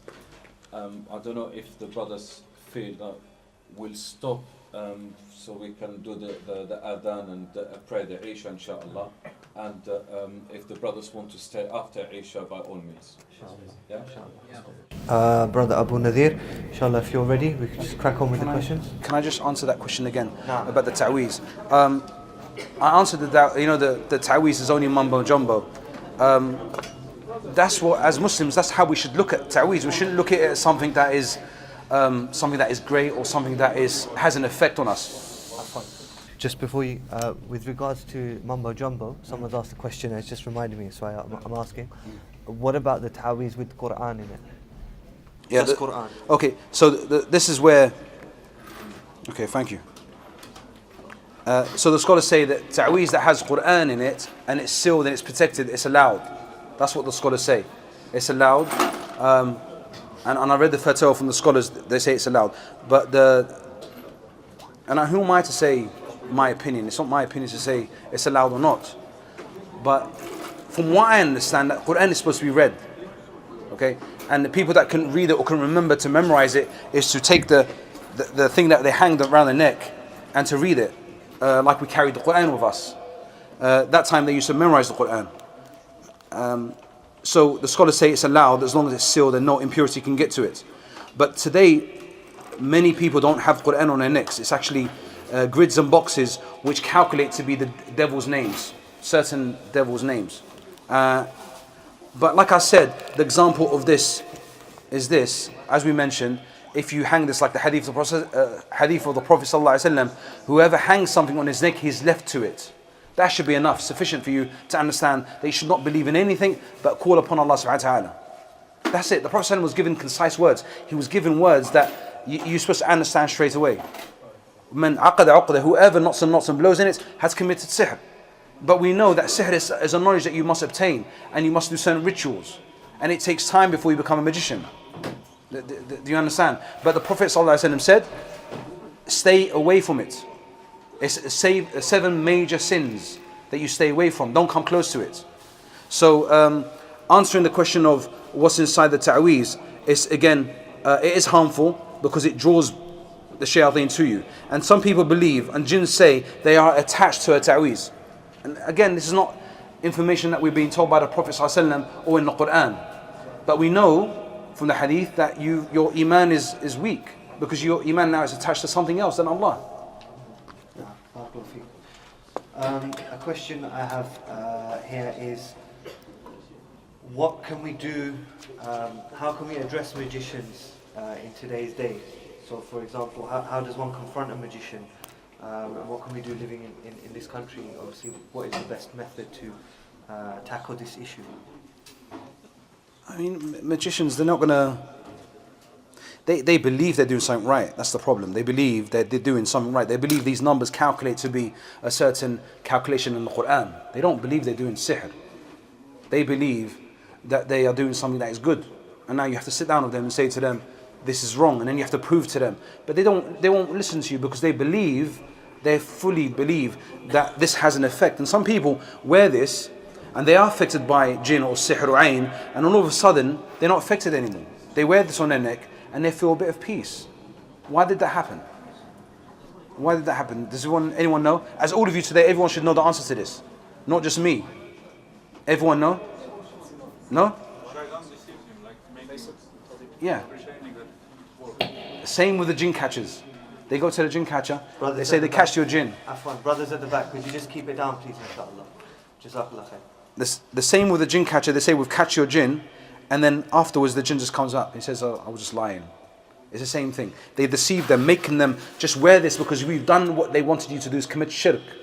They want you to commit shirk. They want you to go to hellfire. That's the whole purpose. That's what it's all about. It's for you to go to hellfire, and that's what they want from you. So they will leave you alone for a period of time. And if the jinn is really, really rebellious, even against Iblis, devils, they're rebellious against themselves, he will again torment the person, and then he'll go back to again and get another Taweez, as you see here. There's not one Taweez, there's a few Taweez. So this person's gone back again. Oh, it's come back. Oh, you need another Taweez. And you come back, you need another Taweez. And so he's got a suitcase full of Taweezes. Isn't it better to carry the Quran? If that was the logic, look how, and buy a big Quran as well. But this is crazy. So these Taweezes that have no good but evil with them. Okay. Can you maybe say a few words on magicians such as Dynamo or David Blaine. Obviously, these type of people come on our TV. People follow these guys on social media, etc. What do you have to say on people like that? Okay, so these magicians, okay, you have to understand, the kuffar, they would love the fact that have interaction with jinns. Did you know that? They would love to have communications with the unseen world. It's something that is fascinating to them. And if they can't communicate with the unseen world, they say it's fake, it's not real. These magicians, I don't think they claim to have contact with the unseen world. It's all tricks and trickery, and it's very convincing using cameras and TV. But it's all to do with entertainment. It's why are you watching it in the beginning? Because it does have an effect in the heart. The question is, my question to you is, why are you watching them? You know, why are you watching them? Why are you fascinated by them? You know, did you read the hadiths of the Prophet ﷺ about splitting of the moon? Tell him to split the moon in half. You can't do that. So there's nothing fascinating about them. It's all to do with entertainment and to mislead you and for you to follow them. And the scholars tell you not to watch these kind of things. Have I answered that question?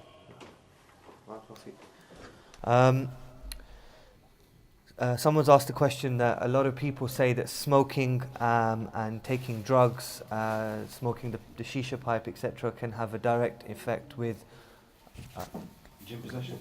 No. Okay. It can have a direct effect on jinn possession and black magic. So is there any evidence to back this up, or is there any experience? When people come to me, I say to them, you know, when you're going to commit haram, do you say Bismillah before you do that? Do you say Bismillah? So when you're just about to smoke, do you say Bismillah? And then what's the answer? No. No. And if somebody was to eat food that's halal, what happens when he eats and he doesn't say Bismillah? Shaitan eats with him. Doesn't everyone know the hadith? That when you walk into your house and you don't say Bismillah, Shaitan walks in. And if you sit down and you eat, you don't say Bismillah, he eats with you. What about if you're committing a haram? We spoke about the effect of Iman, what happens when you commit a sin. It lifts away from you. And the jinns, this is what they say. They say that one of them said, I wanted to smoke, so I entered him. But a jinn said that. This is what they say. But this is not for us to fear the jinn. This is for us to fear Allah subhanahu wa ta'ala, because we're disobeying him. And it's what the shayatan were created for, so we can run away from them and run to Allah. Do you understand? Okay. Can jinns or do jinns expose themselves to humans? And if so, how? They do. Especially if they want you to know they're there. If they're in love with somebody, they would want them to know that they're there. If they want to scare you and terrorize you, they would make you know that they're there. But if they're there just to eat and sleep and just a home to hide in, then they won't let you know. I'm talking from experience now, so this is different. And in what format can they expose themselves? They can do many things, like when they're desperate, especially when you start.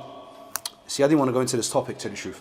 I would say it. When they're desperate and they feel like you're going to get rid of them, they will make sure that you know that they're there, and they're there because they love you and they want to protect you and they want to look after you and they want to do this and they want to do that. It's a real soppy story. They will say, it doesn't matter if it's a male or female, that's what they'll do. And then if you don't comply, they'll start harming you. That's what they'll do. But not to be scared of them, because they can't harm you only by the will of Allah subhanahu wa ta'ala.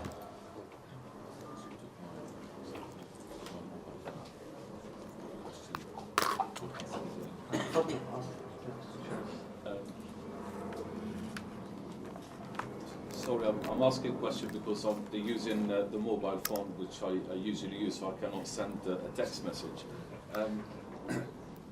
Sheikh, would you say that the problem we have in nowadays of Taweez and the jinn and all these sort of things, that it's coming because we don't read the Quran a lot, and we don't recite the dua as we usually do, because we see in this quite a lot nowadays that we're growing away from the Quran and Sunnah, and we sort of go into other things that we hope that will answer our problems and our need. I mean, you answered the question already. It was clear. It was clear what you said. Most people, unfortunately, and I don't say the brothers in this room, most people, like Muslims, are unfortunately are not practicing.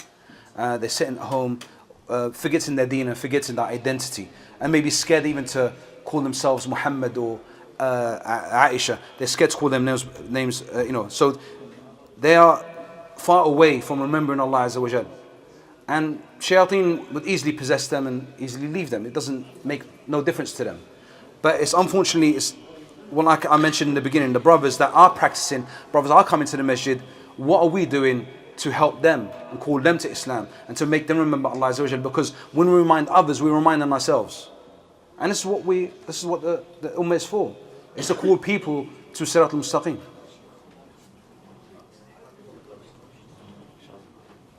Okay, next question is, can you explain to us what a person's repentance should be if they have previously been engaged in black magic, in sihr, or they've engaged with a jinn, and they've repented from it afterwards? What should be the process? What should the person do? Okay. So if you've done sihr and you've actually harmed somebody, you need to ask Allah Azza wa Jal to forgive you, obviously, to repent from that. But if you've done sihr to somebody to harm them, then you need to give them their rights back. But obviously, if you told them that, they would get really angry. So you have to do it in a very wise way. That's one thing, is to give the person's rights back. Secondly, is to repent to Allah subhanahu wa ta'ala and not commit that crime again, and totally ask Allah Azza wa Jal forgiveness, and Allah Azza wa Jal bi'idhnillah will forgive you. If you have interaction with jinn, ignore it totally, pretend they don't exist. Even though they exist, we know that, believe. But ignore it out of your head. If you hear the waswas, if you hear them talking to you, or if they come to you in your dream, just keep reading the Quran, making dua to Allah Azza wa Jal. After a period of time, they will leave you alone.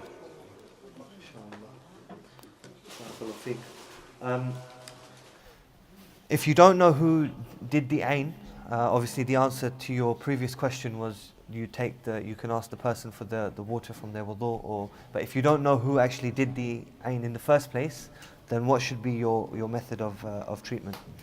Allahu a'lam, the Prophet sallallahu alaihi wasallam said to Aisha, seek ruqya. He said to her, seek ruqya. He didn't say to her, do ruqya. He said, seek ruqya. Ruqya is for ain. Okay, and it was allowed, and there's specific hadiths that say, seek ruqya from ain. So doing ruqya, for instance, reading قُلْ هُوَ اللَّهُ أَحَدٌ قُلْ أَعُوذُ بِالْفَلَقِ and قُلْ أَعُوذُ بِرَبِّ النَّاسِ, and blowing on your hands like this and wiping over your body is ruqya. Or asking somebody to do ruqya for you, is nothing wrong with that. Okay, it could be your mother, it could be your father, or your brother, or anyone in your family. Okay. And that should get rid of it regardless of where it's come from? It depends how strong the ain is. People are in a rush to get the cure, thinking they're going to get cured straight away when they get the ruqya done. Sometimes it takes time. And there are certain signs and symptoms when the eye leaves. This is what I explain to people when they come to me, because what they do, they go in a state of despair. So the ain is like I explain to them, it's like in layers. So when you walk somewhere, like you go to a shopping mall and you look like a Muslim, and people look, oh, there's a Muslim. Oh, look, there's a Muslim. Oh, look, there's a Muslim. Not to get paranoid, but it's a natural thing, isn't it? For people to look, oh, he's got a beard. Oh, he's got a thobe.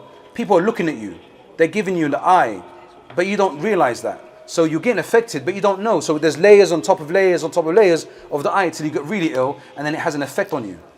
Okay? So what you need to do every time you go back home is practice the sunnah of the Prophet ﷺ and do ruqya to yourself. Before you go to sleep, you read the quls, you wipe over your body, and that takes away the layers that are there. And the signs are you might start vomiting. Okay? That's the sign of the eye leaving your body. And most people say you have sihr. If you start vomiting, it's not. Okay? So sometimes you might start suffering from diarrhea, and that's the way your body is detoxing itself. Or doing hijama every month is another way of getting the bad negative stuff that's in your body, i.e. the ain. So reading the quls and wiping over in your body is a ruqya to get away with the effects of the ain and other elements as well. Jazakallah khair. Is it permissible to recite over water and drink that water with the ayat of the Quran? Yes, it is permissible. The Salaf done that. Yeah, and it's permissible to write it as well with pure like ink, edible ink. It's allowed to do that as well. Saffron. Yeah, as long as you do it yourself, don't get anyone else to do it, especially peers and mawlanas and all these other soothsayers. Don't get them to do it for you, whatever you do. Jazakallah khair. Can jinn or sihr problems of the sort be passed down through generations? Is that something to say? Allahu A'lam. It can be, as they've said, that when somebody, for instance, is going to die, they get this, the parents. So the person's just, his parents are going to die, and then they will find a suitable body to possess. So they possess people through generations over generations. And Allahu A'lam, but this is what they say, and I can't verify that again. That's just words from the jinn. So I can't, Allahu A'lam. Okay. There's a bit of a long question. I'm going to read it direct from the message. My question is, my sister has had OCD for 15 years. Many years ago, my parents tried to help her but didn't have the correct knowledge. So they invited my Arabic teacher, who I know practiced magic. He gave many ta'weez to hang around the house and put candles outside the house that were buried under the soil. Many years later that I realized this was wrong. I found some of them and threw them away. Also, the teacher wrote some grids on plates and asked my sister to eat from those plates. Could the effect still be there even though we threw the ta'weez away? Also, I know where the teacher lives. Should I contact him for any information to undo the magic? No. This person you should stay away from. This is how people go crazy.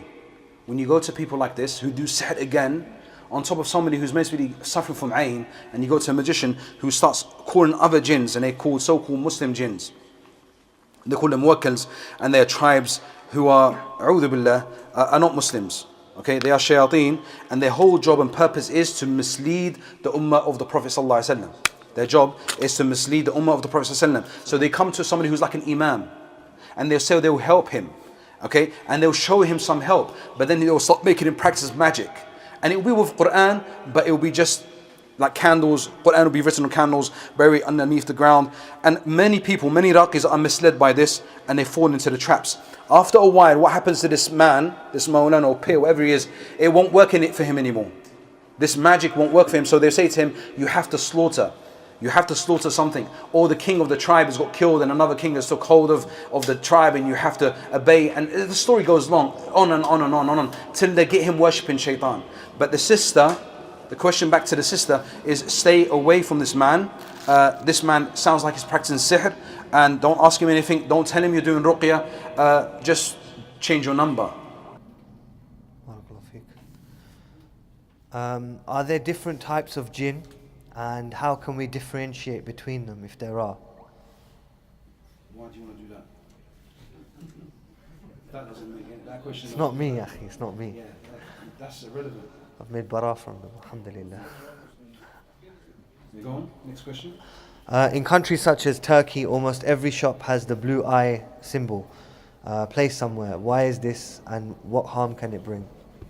Like I said earlier on, these things like the eye, the blue eye and things, this is according to shirk, that it's going to protect you. Nothing protects you, only Allah Azza wa Jalla is your protector. But once you rely on something, you're left to it, i.e. you have no iman, your iman has become very weak, and you relied on it, so the shayateen now can do whatever they want to you, because you don't rely on Allah, you rely on other than Allah subhanahu wa ta'ala. Somebody has asked, shayateen has no power other than Allah. I believe that there is no God but Allah. Why is it that Allah does not help the wrongdoers, but why is it that this still happens? This is a test from Allah subhanahu wa ta'ala. He tests you, what are you going to do? Are you going to run to him, or are you going to run to a soothsayer or magician? So it's a test, just like any other illness. When you're afflicted with some form of illness like sihr and ayn or jinn possession, is what Ibn Qayyim said. He said this is just like any other affliction.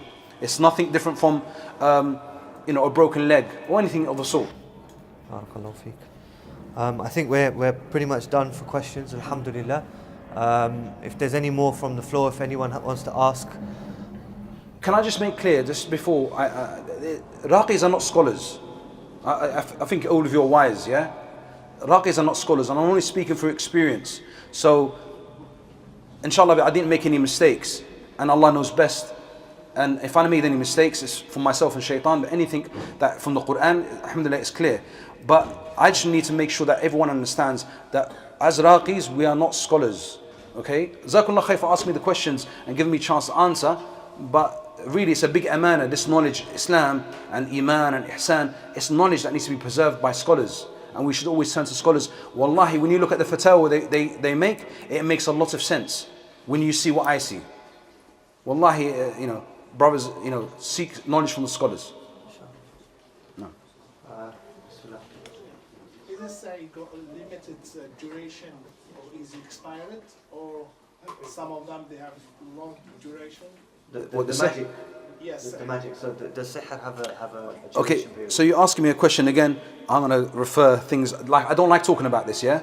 But I will say what I've learned, and there's lots of stuff that I've been told, and I try my best not to do these talks and talk about what the jinn say. But this is what they say. They say that sometimes when the magician dies, the sihr is finished. Okay, the sihr is finished. But what you find is that jinns like the body and want to stay in the body. So the sihr hasn't finished yet. And some of them are stubborn and they want to just finish the job, even though the magician has died. And remember, the whole goal of them is to turn you away from the deen of Allah subhanahu wa ta'ala. Husband and wife separated, and the wife ex-wife started cursing husband in very bad curses, like wishing death, disability, problem with business, not marrying again. Is it similar to Sharia? But he feels it, by the way. It's gone wrong after this, and like. See, I'll ask you what country they're from. I'll ask you what country they're from, so I know the culture. That's the first question I'll ask you. No, you don't have to answer. Okay. I'll ask you where they're from. Then I'll ask you, do you have any suspicion that she goes to magicians? And then the answer. Then if you say no, there's no suspicion, then I'll say, okay, maybe, again, see, I don't say it is, maybe hasad. Okay, I can't just say it's sihr. Unfortunately, many brothers that go, or sisters go to Iraqis, they say you have sihr, when they don't have sihr. If you said that envy can have the same like. Envy is stronger than sihr. Okay, but hatred and curses similar, like. Yeah. Like envy also negative. No, envy can be envy. No, for her it's hatred to. No, but the person who's affected should not listen to any of her what she's doing and just rely on Allah Azza wa Jalla and keep making dua and get on with his life. But still it's similar because he feels it's affected factually, but it happens. Well, the sir is that there's a hadith that you should not tell, people your business. So his ex-wife should not know anything about him, for her to envy him about his, his life. She's trying to throw other people and stuff like that and making in advance because he might marry again and she doesn't want this. That's why. Doesn't sound like a case for me. It's not a case. It's not a case. This just sounds like a feud between a husband and wife. Like you said, it's a guy trying to do business is like a wall. He's Yeah. trying to marry like a wall. Chronically it doesn't happen, but besides there's no reason. I would say to him, read Surah Al-Baqarah every day. Read Surah Al-Baqarah every day, you'll find your life change. And this is the hadith of the Prophet ﷺ. Surah Al-Baqarah has got barakah in everything. Your life, your wealth, your family, everything. So read Surah Al-Baqarah. Ignore what she says and read Surah Al-Baqarah. Sheikh Abdul Karim. One simple question. Once you dissolve The Taweez, in the water and the paper, how do you dispose of them? that's it. Just repeat the question. The question is, once the Taweez has been put in water, how do we dispose of this? You can burn it. Okay, you can burn it. Put in water, you burn? No, once it's dry, you can burn it, but that takes Without water? without water. Just take the water out, dry it, burn it. That's one way. The other way is just to throw it underground so no one else can touch it and it can't be.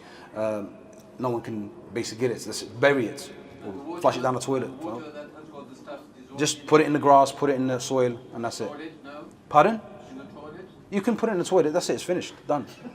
Yeah. That's no effect, inshallah. Brother, the brother next to you. Does the Laqi find out same day when he does ruqya to someone, he find out what's wrong with him in first time? In the first time. Sometimes it's complicated. If the case is complicated, then it's not easy. But if it's straightforward, for instance, they tell you what's wrong with them, you ask them questions, and then they, I need to give you an example for you to understand. Let's say somebody comes to you and they go into university, and I'm going to make you guess, because this is what I do. I teach people how to diagnose people. So if somebody goes to university, and then all of a sudden he can't go to university. And this actually happened to somebody who came to me. Every time he's just about to go to university, his heart starts palpitation, he starts sweating, and he starts panicking. What do you think is wrong with him? Ayn. Ayn for what? Ayn for what? Now we're going to go to Pacific. Ayn for what? Pardon? Knowledge. Yeah? Ayn for knowledge. So let's say, for instance, now the next question is, what are your grades like? He will say to you, I got all A stars. You say to him, did anyone admire you? Did anyone praise you? So yeah, a lot of teachers praised me. This person is suffering from what? Ayn, because the kuffar don't say, MashaAllah, tabarakallah. So what has he got? He's got ayn. And ayn has got certain signs and symptoms, and they're very severe. And the people that suffer from ayn, they get possessed, a'udhu billah, from the worst types of jinn. And they cause, like waswas, the person starts suffering from, when you wash your hands too many times, and you can't stop washing your hands. OCD. Okay, they suffer from these kind of symptoms. To us as Iraqis, we know straight away what he has. But it doesn't mean he doesn't have sihr. It doesn't mean that he doesn't have ayn. It can be, you can have all the three together, or you can just suffer from ayn. But it's, as a practitioner, you should ask a lot of different questions, and then you can get to the root of the problem. Brother Ridwan. If you know someone perhaps maybe put a Taweez in your house, or someone's done a Taweez, and you can't find it, you can't locate it, is there a way to destroy it without actually physically destroying it? Okay, if you asked a peer or a Mawlana, he would say to you, yes, there is. Okay, but we know the way to destroy it is to find it, and then undo it, and then it's destroyed. If you can't find it, was you here early on in the talk? I was in and out, but... Yeah, you weren't here in the talk. We said that was like the main part of the talk. The steps of breaking the sihr. No, but you showed physically how to break it. I'm talking about if someone did sihr or had a Taweez outside of the country even. How do you, if you know that someone has done it in another country, for example, and they say, yeah, put it in a mountain or whatever, and some people might say, well, you're going to wait for it to rain and the rain to wash it away, whatever. If you can't physically get to that, how do you break it without speaking to those people involved?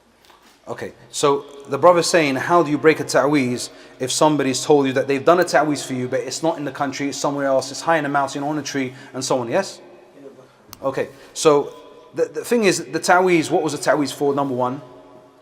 You want to know what the ta'weez for. So if it was something malicious, and something like to kill you or to destroy your life, they wouldn't tell you where it is. Regardless of what it's for, if you know that someone... It's very important what it's for, it's very important. Let's say you don't know. Okay, so let's say, for instance, this magic was done. This magic was done. What was it for? What was it for? It was for to heal the person. Okay, and these Mawlanas, they believe that this sihr is, or they don't believe it's sihr. They believe it's just a way of seeking help from the jinn. So if the person carries these with them, the jinn will possess them. They got like a door to open. Just method of talking. So they've got it at home. But if this sihr is done to you, not the way you've explained it, because that doesn't make sense. But sihr was done to you to kill you, to destroy you, and they've hid it in a mountain somewhere far away. What we say to people is make dua, give sadaqah, do good deeds. Allah subhanahu wa ta'ala will destroy it for you. There are many times we've broken sihr, we don't even know who sihr is for. So it's just dua and having yaqeen, and we mentioned this earlier in the talk, have yaqeen that Allah subhanahu wa ta'ala will answer your dua. And once you do that, bi'idhnillah, Allah will destroy that sihr. And it's happened, it's not like it's not happened. I think we'll take two more and then inshallah we'll say we've got some food. Bismillah. If we pray 5 times daily first salah, we do this sunnah askar, like reading Ayatul Kursi, Qur'an bin Falaq, Qur'an bin Nas, and we worry about it because it's already protecting us. Is it okay to, we shouldn't be worried about it? See, if I answer that question and say to you, you're protected and that's it, then you do get afflicted. You say, well, why have I prayed and I've made my dua and why am I afflicted? But you are not to ask Allah Azza wa Jalla why you're afflicted. You have to check yourself why and what have you done. Because remember, the Prophet ﷺ, the most perfect man to walk on this earth, who had the strength of 100 men, was afflicted by sihr. Why was he afflicted by sihr? Ask yourself that question. He was afflicted by sihr as it was a test. It was a test, not only to the Prophet ﷺ, but to all of us. And he's an example for us, that we must be patient at a time of test. And we must call upon Allah subhanahu wa ta'ala. Allah loves when you call upon Him. So this is sometimes the problem I get with people when they come. They say, well, akhi, I was praying and I made dua and I done this and I done sadaqah and I still got afflicted. Well, be patient. You'll get rewarded if you're patient.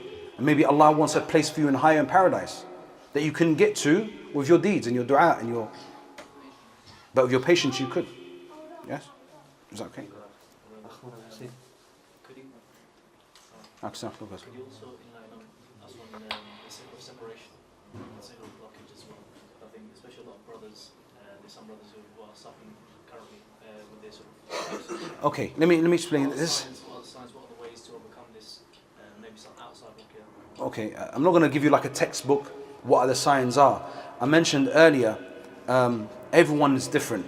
So like one person, like yourself, would be different to my friend over here. And your signs will not be the same as his.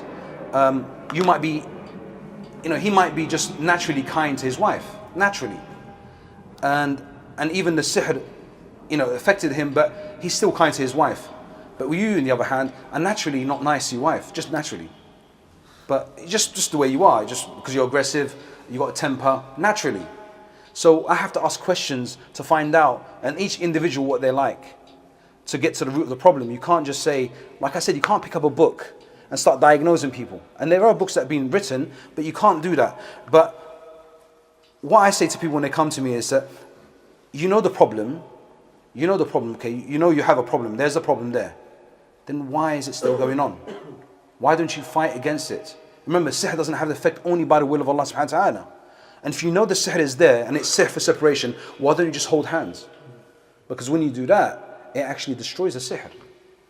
When you try to bring that love back together, it actually destroys the sihr. And that's how we actually help brothers and sisters. Okay? Am I making sense? I hope I am, because I know it's very confusing. Alhamdulillah. Taib, akhi, is there any other tips or anything else you'd like to impart on the brothers? Continuously, if we are worrying about this, that we've got sihr with this, can't we feel that we are actually obsessed with this and worrying about this all the time? And then This is, get worried all the yeah, time. this is... I believe that everyone just trust Allah and just do zikr all the time and leave it to Allah. I think that's been the theme of the whole talk. The whole talk was about this. It's the people are so, they bothered about somebody done sihr to them. And this is a woman who came to me. She calls the magician. She calls him, phones him, and asks him, "Did somebody do sihr to me?" And he said, "Yes, your cousins did." And then she'll come to the raqi and say, "Can you do ruqya for me?" Can you believe that? Can you believe that? This is how some people, they're so worried. But when you're worried, what are you supposed to do when you're worried? What is that you're supposed to do? It's totally turn to Allah subhanahu wa ta'ala. Totally turn to Allah azza wa jal. When you get attacked, for instance, at night, what are you supposed to do the next day? Or at that night, what are you supposed to do? Get up and pray, make wudu, make dua, and know there's something wrong. You must have done something wrong. Okay? See this one young man, he's always worried that someone is going to do nazar on him all the time. He's worried about the shaitan will actually be taking over and will do nazar. And then he just accusing other people. Have you told about this? Have you told about my success? That is making him worry. Okay, can I cut you and explain to you something? Okay, some people who are afflicted by jinn can talk like this, okay, and they cause mischief in the communities, but they are afflicted by jinn, and it's their jinn. One second. I'm going to explain it. We need to wrap up after this. Okay, so people sometimes who are afflicted by jinn, and no one knows it. It looks like a mental illness. Go around talking to every single one in the masjid, okay, everyone in the masjid, and everyone knows his news, and it's a jinn actually who's talking to you. It's a jinn who's trying to cause fitna, okay? And he talks about who gave me ayn, he gave me, and everyone wants to say, oh, ayn is not real, it doesn't exist. Ayn does exist. It takes a man to his grave. It does exist. And there's a cure for it. So we can't, we have to have a balance, okay? That person needs to be sat down, spoken to, said to him, calm down. Okay, yes, ayn is true, and you know what? We'll give you ruqya, or we will do ruqya to you, or we take the water from everyone in the masjid and we give you to wash from it. I'm done, finished. Don't talk about it anymore. That's it. Yeah. Jazakallah khair, brothers and sisters, for coming. Just two very small announcements. Firstly, we have these books upstairs and at the back of the brothers section on your exit. It's private devotions, morning and evening azkar from the Sunnah of the Prophet ﷺ. It has the meanings in there, which is very important, so you know what you're actually reciting. Please take one, make a donation if you want to. If not, but all the money raised from these are going to support our events coming up, inshallah. So yeah, that is, and obviously with the topic, this is your protection, inshallah. So please take one on your way out. Final announcement, we'd like to launch the Taweez project. It's a project that we've been working on, alhamdulillah. We've got some very dedicated brothers on the project. And it's essentially to rid the ummah of things like this, what we've been seeing today. Please check out the website, taweezproject.com.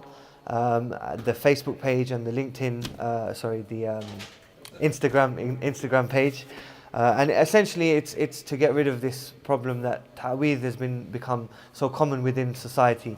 Unfortunately, and people like the brothers Abu Nadir said, people trust the Taweez so much, and it takes them away from praying to Allah subhanahu wa ta'ala and asking Him for help. So please visit the website. Check it out, get involved if you can. We're going to have Taweez boxes amongst many masajid where people can drop these Taweez off and we can open them and dispose of them. If you'd like to get involved, contact us via the website or the Instagram and the Facebook. Barakallahu feek once again for coming. We have samosa and some other refreshments, so please help yourself. Don't want you guys to go home hungry. Jazakumullah khair. سبحانك اللهم وبحمدك أشهد أن لا إله إلا أنت أستغفرك وأتوب إليك